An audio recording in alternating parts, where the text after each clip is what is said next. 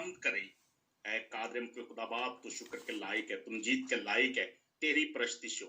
ऐ खुदा बाप जितने बहन भाइयों ने भी प्रस्तिश की, खुदा हम सबको अपनी बरकतों से मालामाल करना।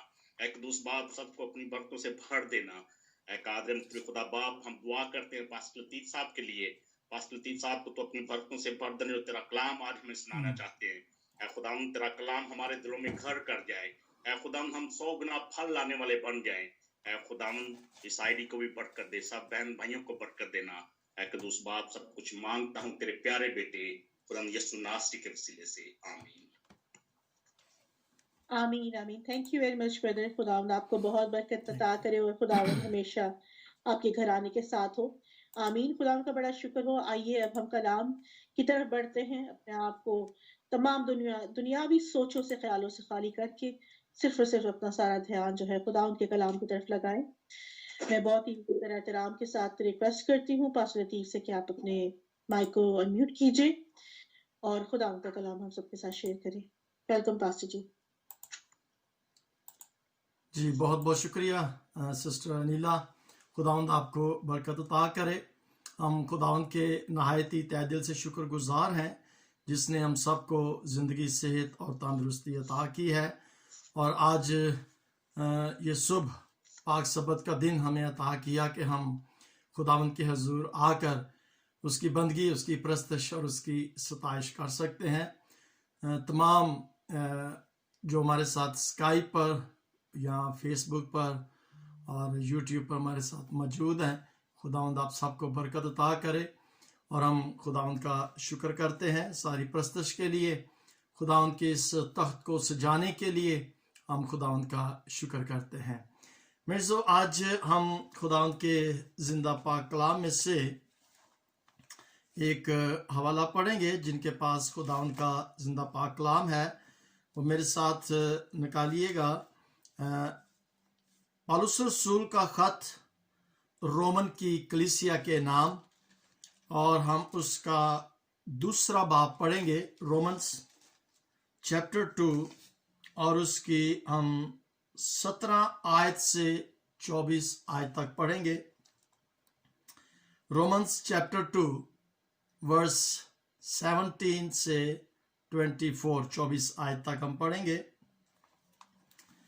खुदावंद के जिंदा पाक कलाम में लिखा है, बस अगर तू यहूदी कहलाता और शरीयत पर तकिया और खुदा पर फख्र करता है और उसकी मर्जी जानता और शरीयत की तालीम पाकर उम्दा बातें पसंद करता है, और अगर तुझको इस बात पर भी भरोसा है कि मैं अंधों का रहनुमा और अंधेरे में पड़े हुओं के लिए रोशनी और नादानों का तरबियत करने वाला और बच्चों का उस्ताद हूँ, और इल्म और हक का जो नमूना शरीयत में है वो मेरे पास है, बस तू जो औरों को सिखाता है अपने आप को क्यों नहीं सिखाता? तू जो वाज करता है कि चोरी ना करना, आप खुद क्यों चोरी करता है? तू जो कहता है कि जिना ना करना, आप खुद क्यों जिना करता है? तू जो बुतों से नफरत रखता, और आप खुद क्यों मंदिरों को टटोलता है, मंदिरों को लौटता है?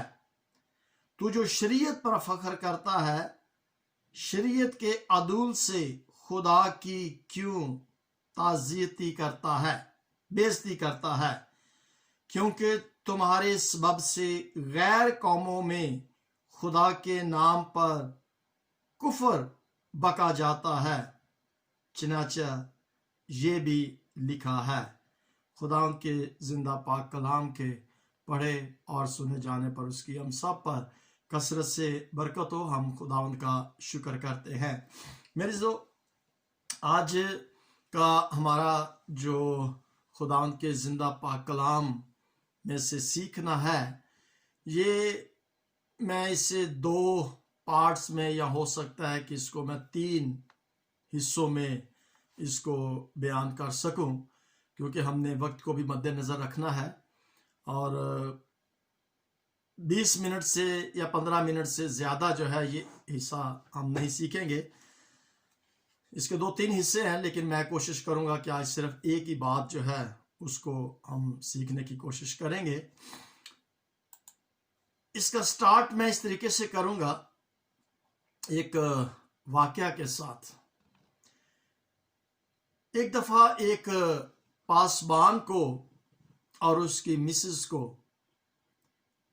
کلیسیا کے ایک خاندان نے، ایک رکن نے اپنے گھر میں دعوت دی، یعنی کہ شام کے جو کھانا تھا، ڈنر پر انوائٹ کیا. کلیسیا کے ایک ممبر نے، ایک خاندان نے پاسبان کو اور اس کے مسز کو انوائٹ کیا کہ جی فلاں دن شام کا کھانا آپ ہمارے ساتھ کھائیں گے. پاسٹر جی نے اور اس کی مسز نے ان کی اس دعوت کو قبول کیا،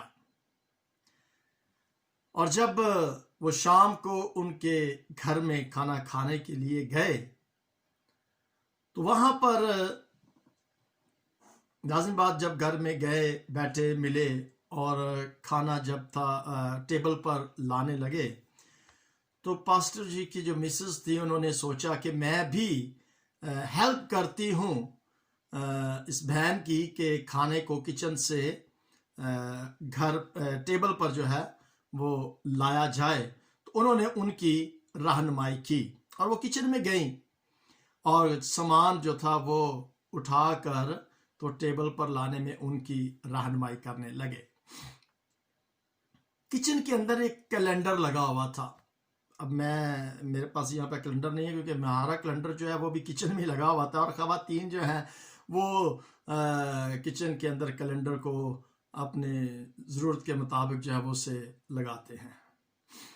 تو اب کچن کے اندر جو کیلنڈر ہوتا ہے وہاں پر ایکسکیوز می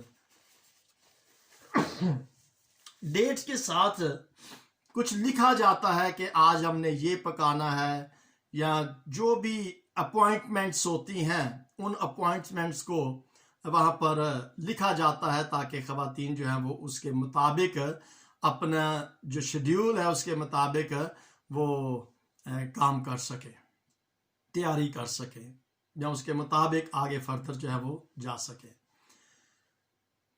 ایک دم مسز پاسٹر کا جو دھیان تھا وہ اوپر کیلنڈر کی طرف جاتا ہے، اور جب وہ انہوں نے کیلنڈر پر دیکھا کہ جی ہاں آج مثال دے رہا ہوں کہ آج سمجھ لیں کہ آج 16 تاریخ ہے جنوری 2021، تو انہوں نے دیکھا کہ ہاں یہاں پر لکھا ہوا ہے کہ dinner, pastor and Mrs dinner, یعنی کہ آج شام ان کا ڈنر ہے، پاسٹر جی کا اور مسز کا گھر پہ ڈنر ہے.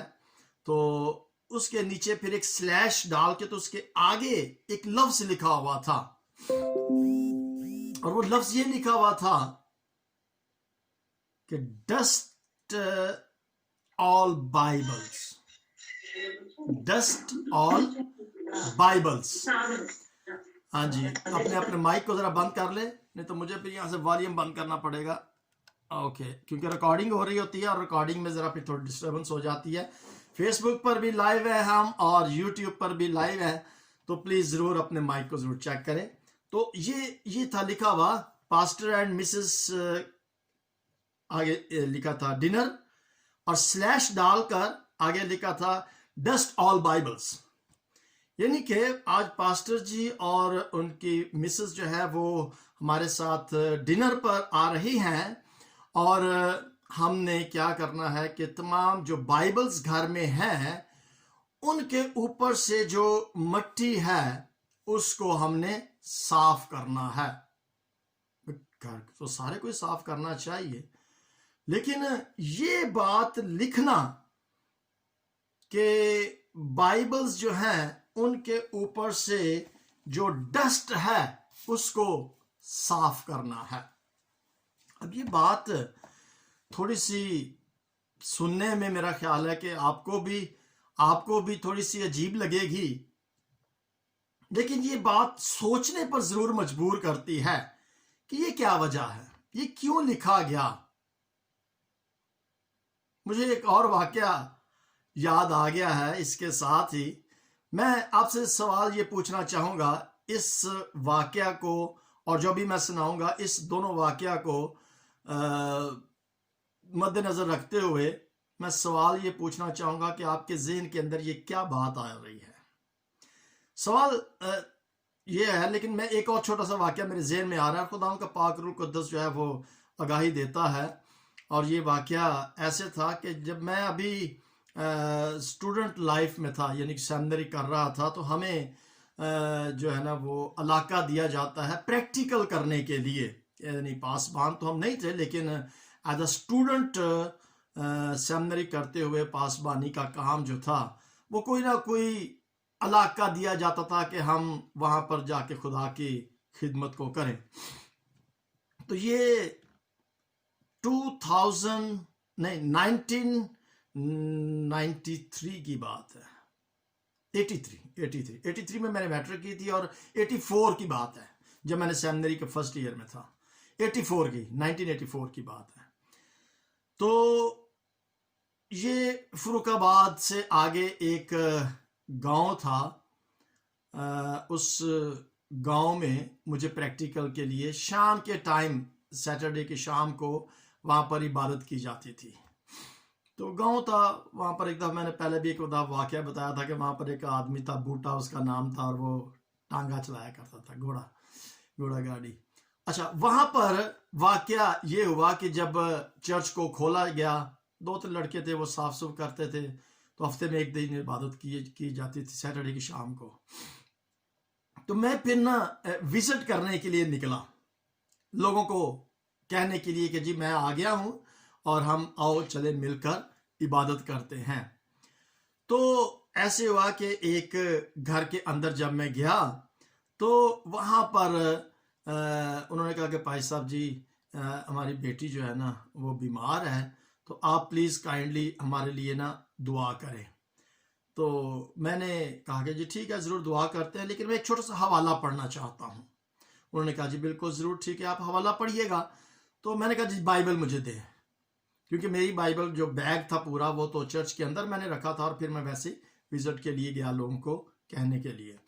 تو میں نے پھر انہیں کہا کہ جی ذرا بائبل جو ہے وہ مجھے دیں۔ تو وہ جلدی سے اس کی جو بڑی بہن تھی، چھوٹی بہن جو تھی وہ بیمار تھی، تو بڑی بہن جلدی سے نہ گئیں اپنے کمرے کے اندر، اور انہوں نے اس بائبل کو وہاں سے اوپر جو پرچھتی ہوتی ہے نا، پرچھتی، یہ آپ سمجھتے ہوں گے پرچھتی کیا چیز ہوتی ہے، یعنی کہ لکڑی کے ایسے ٹکڑے لگائے جاتے ہیں تو ان کے اوپر برتن جو ہیں وہ رکھے جاتے ہیں۔ تو وہ بائبل جو تھی وہ اس کے اوپر پڑی ہوئی تھی، اور اس نے اس بائبل کو لیا اور میرے پاس آئی، اور جیسے ہی وہ آئی تو بائبل کو جب اس نے کھولا تو اس کے اندر ایک کنگھی پڑی ہوئی تھی۔ تو اس نے ایک دم امی سے کہا کہ امی آ ویگا کنگھی جی لب دے سا لب دی نہیں سی پئی، یعنی کہ بائبل کے اندر وہ کنگھی پڑی ہوئی تھی، اور وہ اس کنگھی کو پتہ نہیں کتنے عرصہ سے ڈھونڈ رہے تھے اور وہ ان کو مل نہیں رہی تھی۔ اب آپ ان دونوں واقعات سے اندازہ لگا سکتے ہیں کہ میرا جو کوسچن تھا، جو سوال تھا، کہ آپ ان دونوں واقعات کو مد نظر رکھتے ہوئے کیا چیز آپ کے ذہن کے اندر آتی ہے۔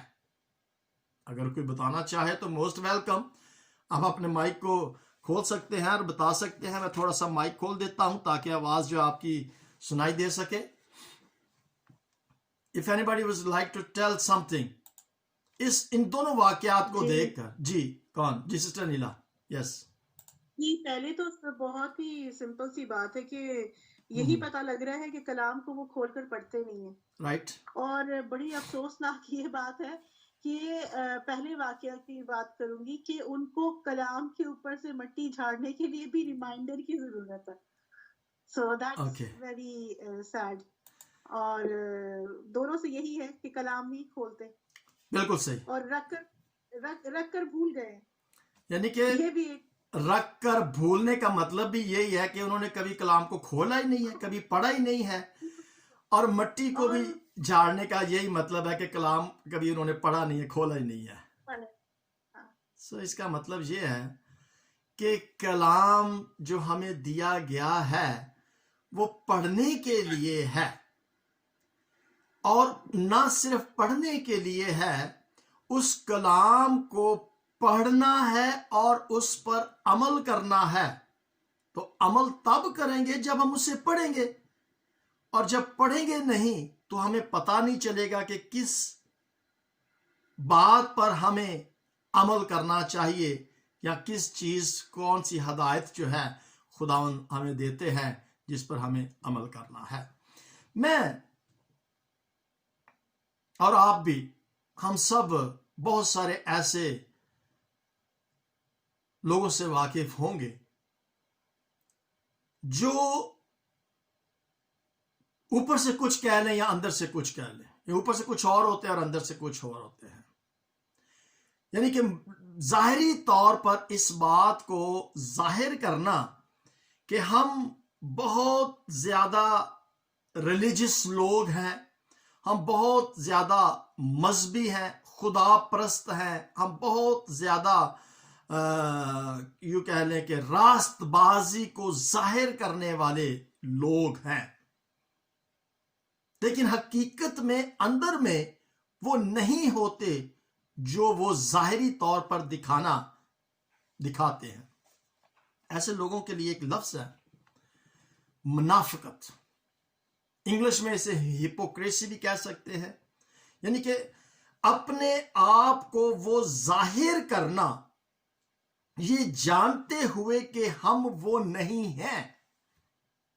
اب یہاں پر ان دونوں واقعات کو بتانے کا مطلب آپ سمجھ ہی گئے ہیں اچھے طریقے سے کہ یہ لفظ ہپوکریسی یا منافقت ایسے آج بھی اس دنیا کے اندر بہت سارے لوگ ہیں جو یہ ظاہر تو کرتے ہیں کہ ہم یہ ہیں, لیکن وہ خود اس بات سے واقف ہیں اور جانتے ہیں کہ وہ جو ظاہر کر رہے ہیں وہ نہیں ہیں. یہ ایک بہت ہی خطرناک سچویشن ہے, بلکہ میں اگر اسے سچویشن کی بجائے اگر میں یہ گناہ کہوں تو یہ ایک بہت بڑا گناہ ہے. آپ ضرور تفصیل کے ساتھ اس حوالے کو پڑھیے گا, رومیو اس کا 2 باب اور اس کی یہ جو ہم نے ابھی 17 آیت سے 24ویں آیت میں پڑھیں, تو ان 6-7 آیات کو جب آپ غور کے ساتھ پڑھیں گے تو آپ کو اندازہ ہو جائے گا کہ اصل میں یہاں پر خداوند یسوع مسیح ان فقیوں کو, ان فریسیوں کو, ان یہودیوں کو بتانا کیا چاہ رہے تھے. تو اس لیے میں اسے گناہ کہوں گا, بلکہ ہے بھی یہ گناہ, کیونکہ خداوند یسوع مسیح اصل میں جو تعلیم ان کو دے رہے تھے وہ ان کے کردار کے یا ان کے اعمال جو تھے ان کے مطابق ان کو وہ تعلیم دے رہے تھے. یہاں پر یہ لکھا ہوا ہے نا کہ وہ ان کو تعلیم دے رہا تھا, ان کو بتا رہا تھا کہ حقیقت کیا ہے, ان کو آگاہ کر رہا تھا کہ جو آپ کر رہے ہیں وہ نہیں ہے جو آپ ہیں. میں اس کو سچویشن کو نہیں بلکہ اس کو میں گناہ کہوں گا, اور جس کو خداوند یسوع مسیح نے انیلس کیا, اس کو انیلائز کیا, اور اس کو پھر انہوں نے ڈسکرائب کرنے کی ان کو کوشش کی, ان کو بتایا کہ یہ حقیقت ہے. اور اگر میں یہ کہوں کہ بہت ہی مشکل یہ گناہ ہے, بہت ہی خطرناک, اور ٹھیک ٹھاک یہ گناہ ہے. اور مسیح یسوع نے اس کے بارے میں اگر ہم متی رسول کی انجیل اس کا 23واں باب پڑھیں تو 23ویں باب کے کم از کم 6-7 دفعہ 6 مرتبہ 23 باب اور اس کی 13 آیت میں, 14 آیت میں, 15 میں, 23, 25, 27 اور 29 آیت کو جب ہم پڑھتے ہیں تو وہاں پر خداوند یسوع مسیح نے وہاں پر 7 مرتبہ اپنے شاگردوں کو بڑے غضب کے ساتھ یعنی اپنی زندگی میں خاص طور پر ان مذہبی رہنماؤں کو آگاہ کیا تھا 7 مرتبہ. اور لفظ جو انہوں نے وہاں پر استعمال کیا تھا انہوں نے کہا کہ افسوس تم پر، اے ریاکارو تم پر افسوس. میں اس حوالے کو نکالتا ہوں، یہ 23واں باب ہے متی رسول کے انجیل، اس کا 23واں باب اور اس کی ہم 14 آیت کو پڑھیں تو وہاں پہ لکھا اے ریاکارو فقی اور فریسیو تم پر افسوس. اے ریاکارو فقی اور فریسیو تم پر افسوس. اور پھر 15 آیت میں بھی لکھا ہے ریاکارو، اور پھر اس کی ہم 23ویں آیت کو دیکھتے ہیں اے ریاکارو، 25ویں آیت میں اے ریاکارو، 27ویں اور 29ویں آیت میں، یعنی کہ 7 مرتبہ ہم یہاں پر خداوند یسوع مسیح اپنی زندگی میں رہتے ہوئے جب وہ زمین پر تھے تو انہوں نے اپنے شاگردوں کو جب وہ تعلیم دے رہے تھے یا آس پاس کے لوگوں کو جب وہ تعلیم دے رہے تھے تو ان کو بڑے خاص طور پر جو اپنے آپ کو بڑے ریلیجس سمجھتے تھے، مذہبی رہنما سمجھتے تھے، ان کو آگاہی دیتے ہوئے وو ٹو یو، افسوس ہے تم پر. اب یہاں پر میرے عزیزو خطرناک بات جو ہے، سوچنے کی جو بات ہے، فکر کرنے کی جو بات ہے وہ یہ ہے کہ یہ ہپوکریسی جو ہے، یہ منافقت جو ہے، اس کو خداوند یسوع مسیح نے ایک خمیر کے ساتھ بھی تشبیہ دی ہے.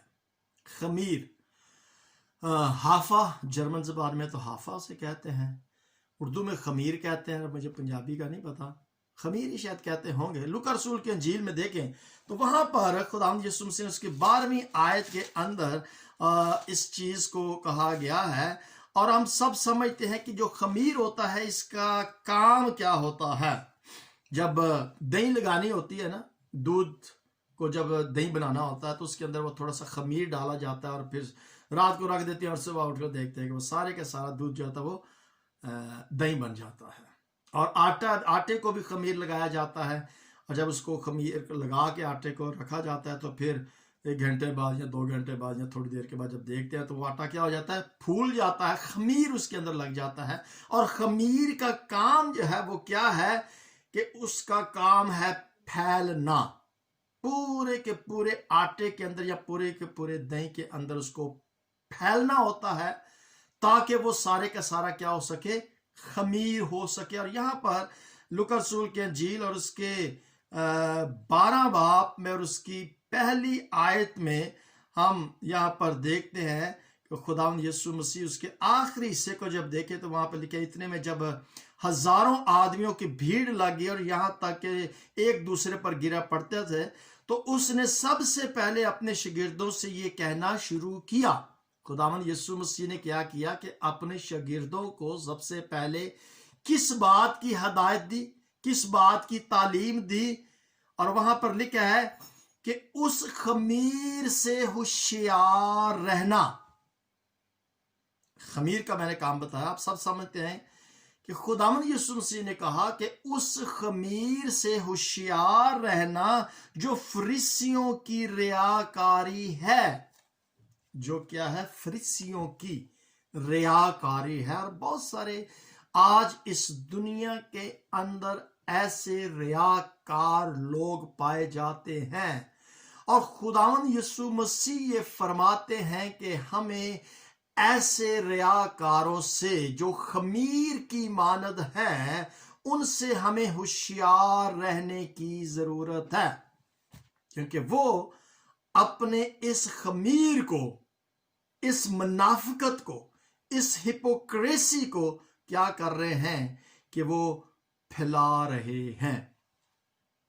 یعنی یہ خاص طور پر مذہبی رہنماؤں کے لیے ہے، بلکہ میں یہ کہوں گا کہ ہر ایک مسیحی ایماندار بیٹے بیٹی کے لیے خداوند یسوع مسیح نے کہا ہے کہ ہمیں ان سے ہوشیار رہنے کی ضرورت ہے. اور خاص طور پر مذہبی جو رہنما تھے، یہ فقی اور فریسی جو بڑے اپنے آپ کو راست باز بنانے کی कोशिश कर रहे थे। वो कहता है कि उनसे हमें होशियार, क्योंकि उसकी वजह ये थी, क्योंकि ये वो जड़ होती है, यानी कि ये वो जड़ है जिससे आगे कलीसिया के अंदर वो तासर जो है वो फैलता है।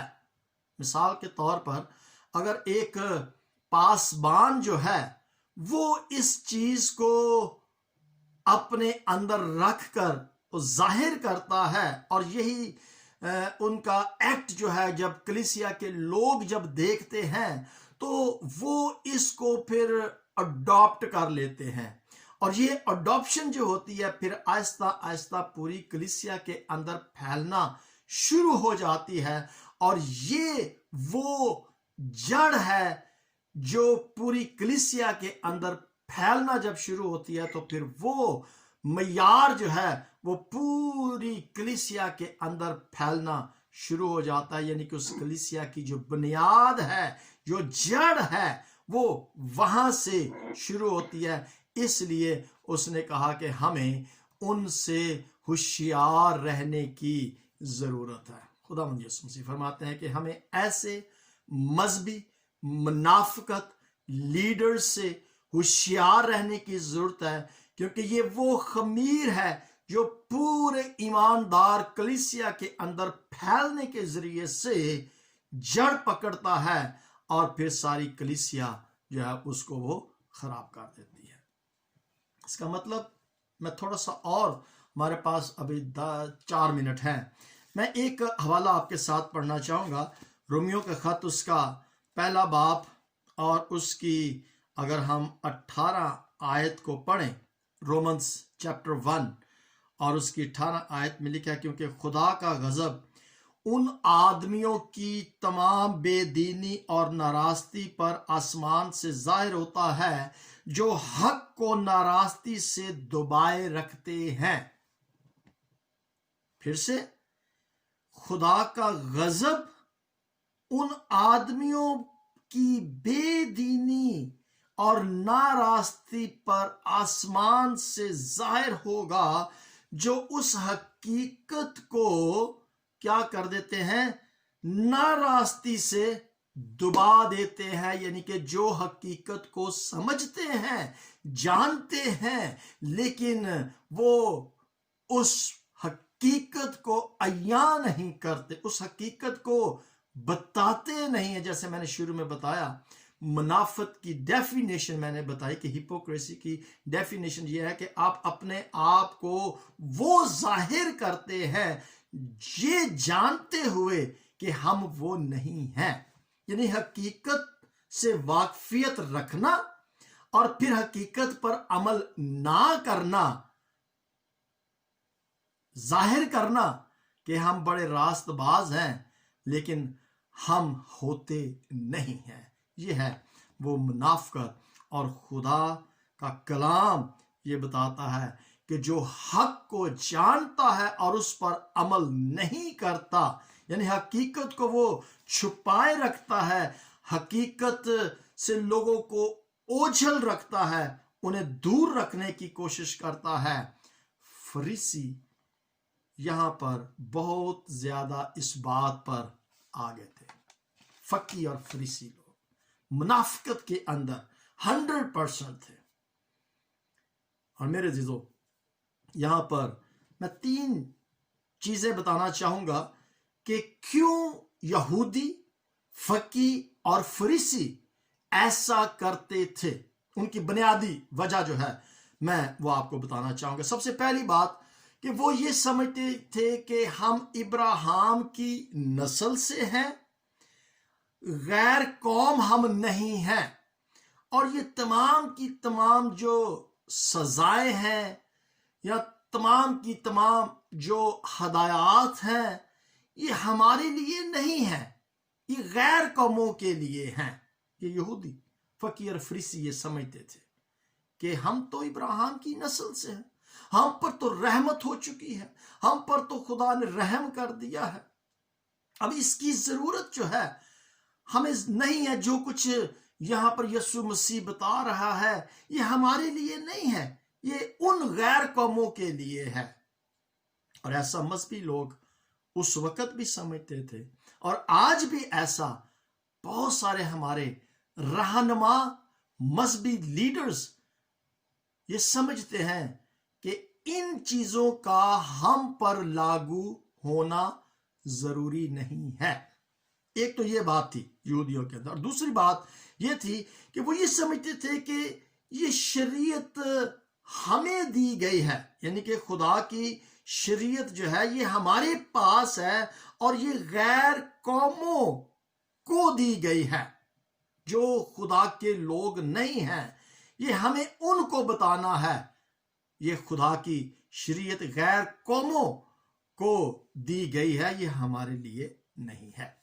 और फिर तीसरी वजह वो ये थी कि वो नापाकी से अपने आप को पाक समझते थे खतना की वजह से। हम खतना जब हो जाता है हम पाक हो जाते हैं, और फिर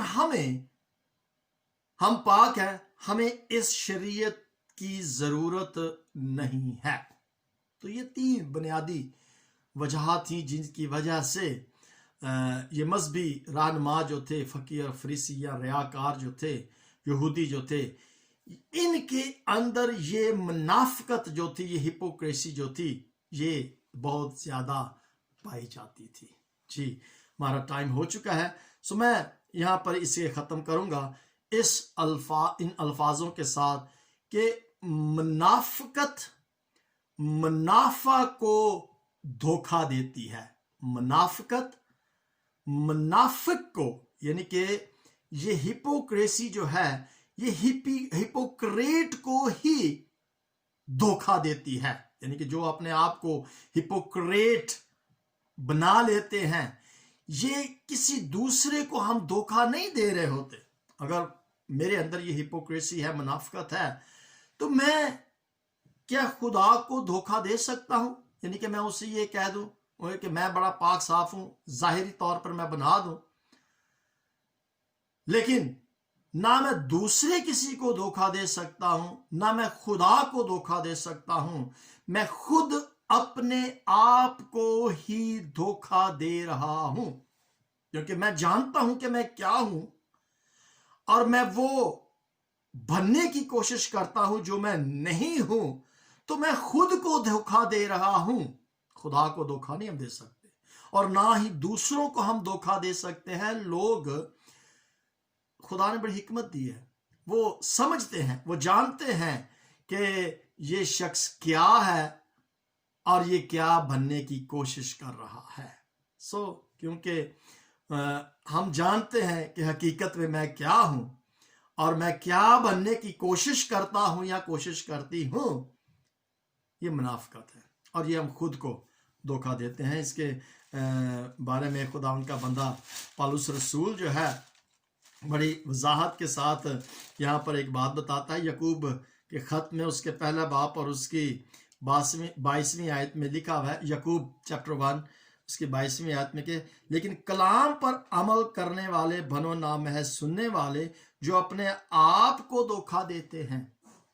कलाम पर अमल करने वाले बनो, ना के महज सुनने वाले बनो, क्योंकि लिखा है कि वो अपने आप को खुद धोखा देते हैं, अपने आप को धोखा देते हैं। मेरे जीजों, कोशिश कीजिएगा कि हम कलाम को पढ़े, हम कलाम को सुने, हम कलाम पर अमल करें। मट्टी को धुलने का मुराद यही है कि कभी खोले ही नहीं है, कभी पढ़ा ही नहीं है। कंघी का कलाम के अंदर छुपा हुआ रहना इस बात की निशानदेही है कि कभी कलाम को खोला ही नहीं है। खोलेंगे तो पढ़ेंगे, पढ़ेंगे तो समझेंगे और अमल में लाएंगे। सो मेरे जीजों, हम ना खुद को धोखा दें, ना हम दूसरों को धोखा दें। ये गुनाह है और खुदा इसको पसंद नहीं करता। खुदावन आज के कलाम के वसीला से हम सबको बड़ी बरकत अता करे। God bless you all.